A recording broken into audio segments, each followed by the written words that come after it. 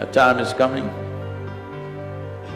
where acquiring knowledge will be of no value. Projecting good memory as intelligence is going to go away. The keenness of your perception, the sharpness of your intelligence will be more important for the future in the world.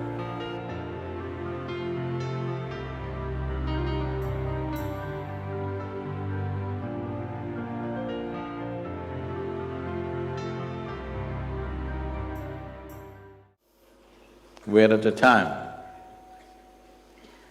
that when it comes to education, we're in a cusp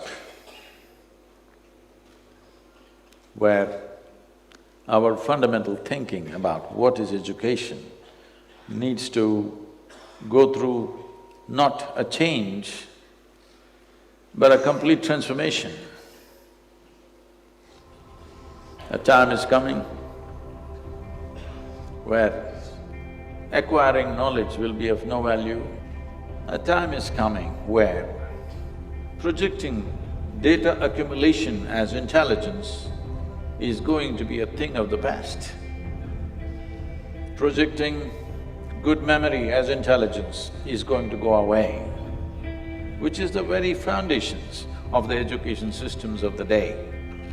Whoever has good memory is rated as the most intelligent person. Well, today you know your cell phone has better memory than you. Some of our phones are 600 GB, believe me, you don't have that kind of memory. The keenness of your perception, the sharpness of your intelligence will be more important than the volume of memory you carry in your head. These are good times, real good times for human beings to unfold, because this cargo of so-called knowledge is killing human beings. Just ramping up information into a child's head in many ways killing the fundamental genius that every human being carries within themselves. Human intelligence is of a different nature. We should never misunderstand memory as intelligence. Every human being has a certain element of genius in them. It is only a question of, will we be able to provide the right kind of ambience for that particular genius to unfold? This is a challenge. This is a time that all of you, as educationists, you are at a point where the sooner we transform our education system, the better edge our children will have for the future in the world.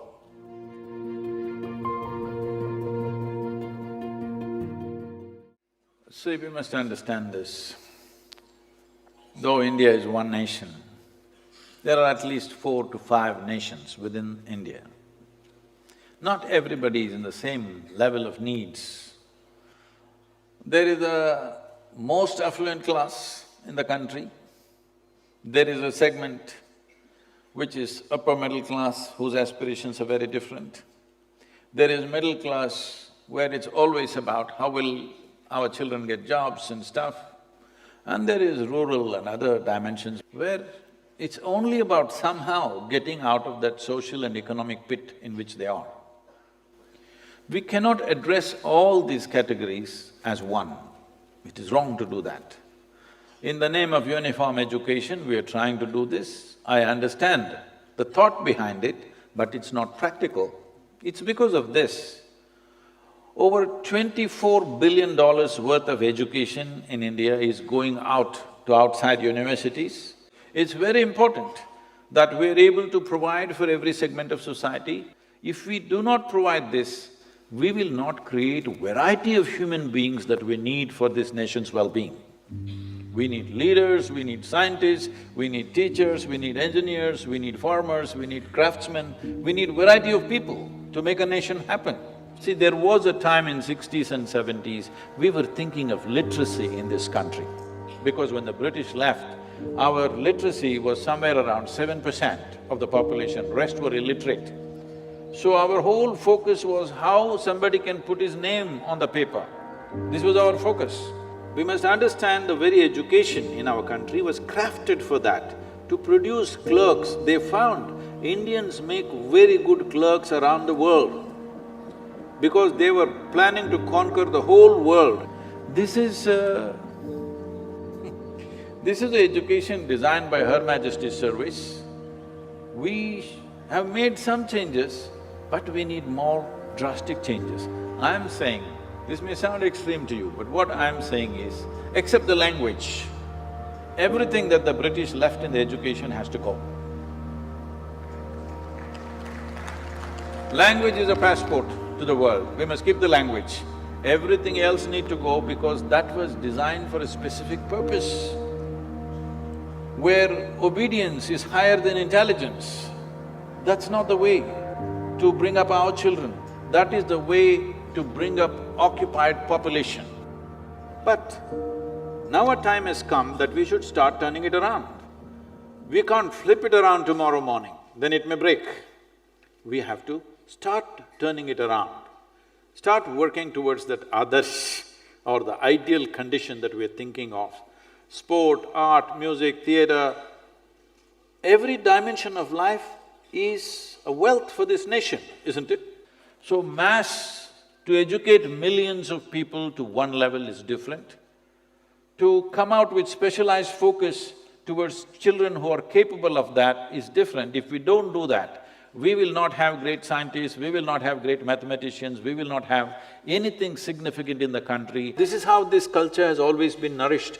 We produce some of the greatest mathematicians, greatest musicians, greatest dancers in this country, simply because those who went into those gharanas to learn music did only music and music. If we don't do this, we will not produce any kind of excellence in any field. Everybody will know a bit of everything, but they will not be good at anything.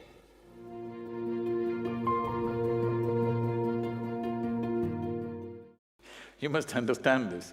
This is a nation where nobody could give us a commandment.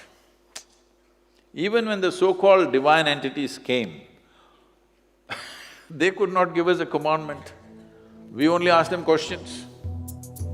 Adiyogi came, he opened his mouth to speak to his beloved wife.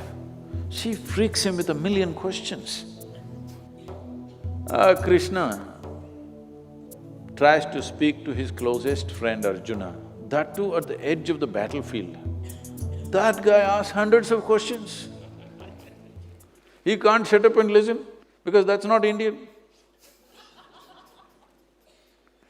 Anywhere else, if anybody who claimed to be God or God's agent or God's son or whatever, they would say, this is God's will, shut up and listen, and everybody listened.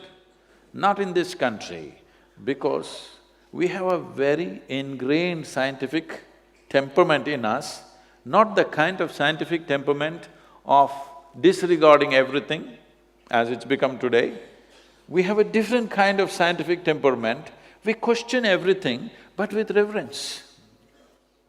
We bow down to him and say, you are my God, but we have questions. Hello? Hasn't this been our way? So we are not religious people. We have a very scientific temperament, always asking questions and questions and questions. You should not kill that in the schools, they must ask questions. What is written in the textbook is not absolute. More questioning should happen than ever before, because if you don't raise questions, then human intelligence will slowly sleep.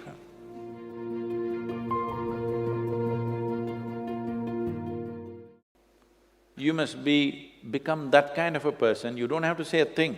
You become that kind of a person, everybody wants to be like you. All the kids want to be like you. So, that's a lot of exercise for you. You must learn to dance like them, you must like to sing like them, you learn to speak like them. Then they say, wow, this is how I want to be. So you must make them fall in love with you, not demand something. If somebody has to fall in love with you, what you should do?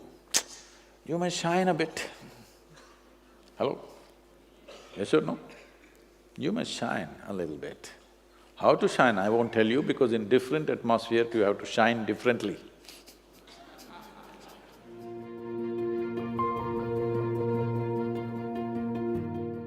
for me personally, my integrity is not because of my morality. My integrity is because of my humanity. This is the only value we must have, that we are human. Rest of the values are all made up by us, isn't it? The important thing is our humanity is not compromised at any time. Because many times our morality, our values, our ethics are against our own humanity. So-called moral people are doing inhuman things to each other, isn't it? Hello? In the name of religion, in the name of morality, in the name of ethics and values, people have done terrible things to each other, isn't it so? So what does humanity mean? See, every other creature on this planet goes by its instinct. It has no ethic, it has no value, it has no philosophy, it has no religion. They go by their instincts. They instinctively react to everything. This is why we call tiger a tiger, a grasshopper, an elephant an elephant. Only you, we call you a human being. This means you are supposed to know how to be. How far away from that are we? If you knew how to be, would you be wonderful or nasty? So what being human means is, see, you see all the animals, it's happening everywhere, you might not have seen the wild animals doing it, but at least you see the dogs on the street peeing all over the place. You think he has a urinary tract problem? No, he is building a pea kingdom. He's setting his boundaries all the time. So the fundamental thing about being human is, we can live here without any sense of boundary within myself. All other creatures go by what is mine and what is not mine. This is my territory, that is your territory. But human being has the capacity to go beyond that. If you do not exercise that, well, we will have to say, you're a human creature, not a human being. Human being means you are able to wipe out the boundaries. If this one thing if we do, if this we inculcate in our children, we don't have to worry about their morality. As long as they're wonderful human beings, we must stir up the humanity in such a way that our humanity is the first, is the face of who we are. Everything else is behind it. My likes and dislikes, my morals, my values, my belief systems, my gods, my angels, my heavens, all should follow our humanity.